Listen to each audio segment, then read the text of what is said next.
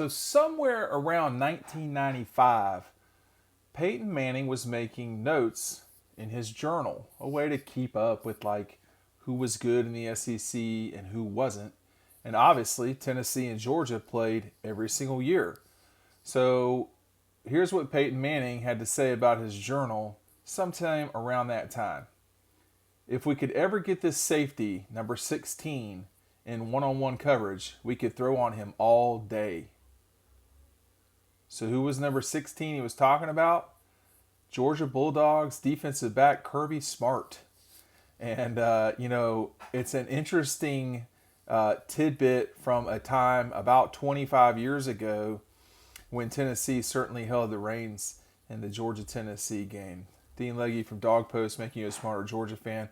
This is something that I wrote about on the site, and I would really encourage you to check this out.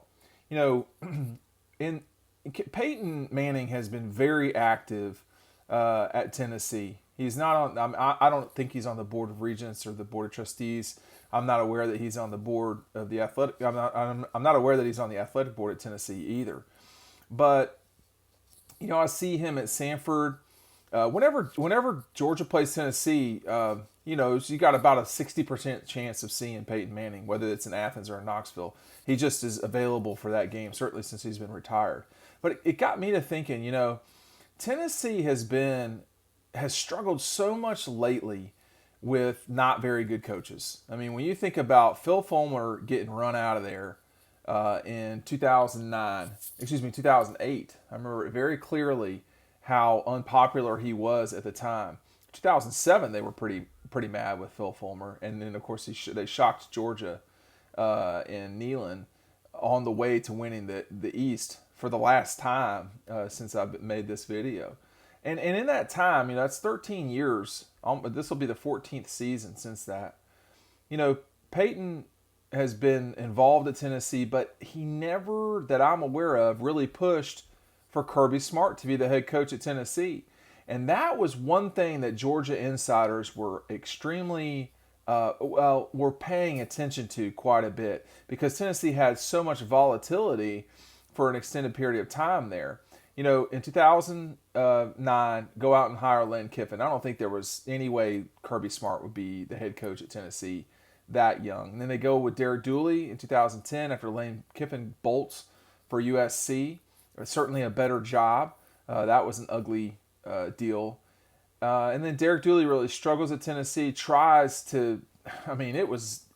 had gotten to the point where, 3 coaches in 3 years, that's really bad, just generally speaking, for any program. And then Derek Dooley tried to get it right, but just couldn't figure it out. So then Butch Jones enters, and that's the time I really think that if Peyton Manning wanted stability at Tennessee, he could have really advocated for Kirby Smart. It would have been a risk, no question. But Auburn talked to Kirby at the time. So now this is going into the 2013 season. This is when Gus Malzahn was replacing Gene Chizik. Of course, Gus Malzahn had worked for Gene Chizik, da-da-da-da-da-da-da. But Auburn interviews Kirby. They decide not to go with him. Tennessee decides to go with Butch Jones. Now, I got to tell you, in both situations, particularly at the time, particularly at Tennessee, it does make sense that the Vols went with Butch Jones. Now, people are not remembering what Butch Jones brought to Tennessee, which was, at least for a little bit of time, stability that they've not had since Phil Fulmer left, okay?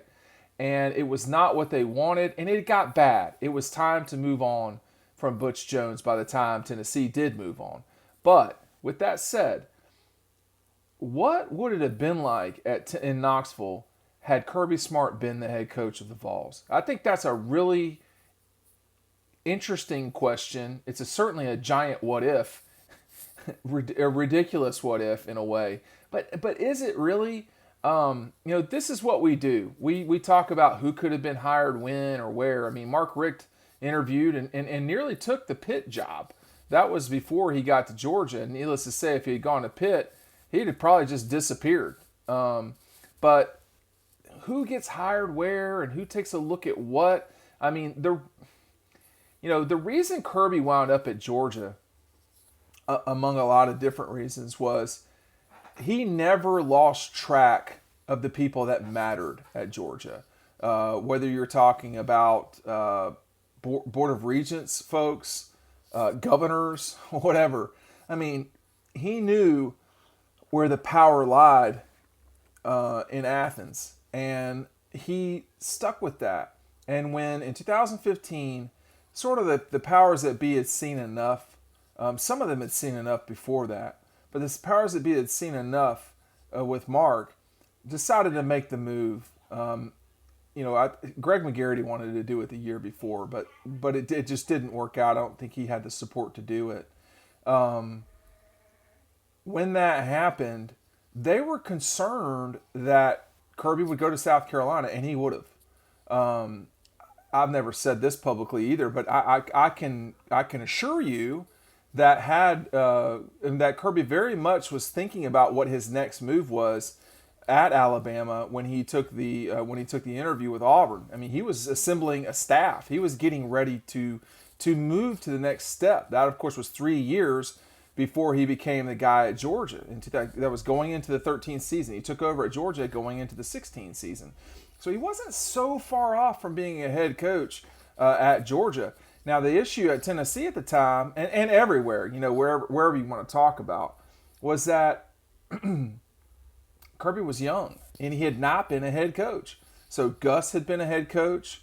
Butch Jones had been a head coach. Will Muschamp had been a head coach. Well, of course, Will was hired the same year Kirby was at South Carolina. But, by then, I think the biggest worry for Georgia folks was that Kirby Smart would be at another place and really be a thumb in the eye on the recruiting trail all the time, whether he was at Auburn, Tennessee, or South Carolina. And the Carolina job is a very difficult job. I know South Carolina really well. I went to college in South Carolina, so I have pretty good ties to the Gamecocks. I understand their ethos, if you will.